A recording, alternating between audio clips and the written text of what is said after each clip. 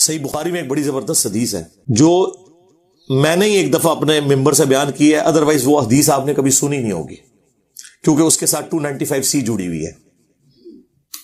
صحیح بخاری میں ایک چیپٹر ہے کتاب الاعتصام بالکتاب والسنہ، قرآن و سنت کو مضبوطی سے پکڑنا۔ السلام علیکم ورحمۃ اللہ وبرکاتہ۔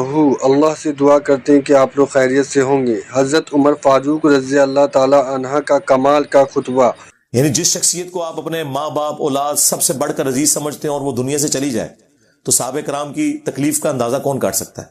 تو سیدنا عمر نے کہا کہ دیکھو، اللہ نے اپنے نبی کے لیے وہ پسند کیا جو اللہ کے پاس تھا، وہ اس سے بہتر تھا جو دنیا میں ہے۔ وَلَلْآخِرَةُ خَيْرٌ لَكَ مِنَ الْأُولَىٰ، اے نبی تمہارا ہر آنے والا لمحہ گزرے ہوئے سے بہتر ہوگا۔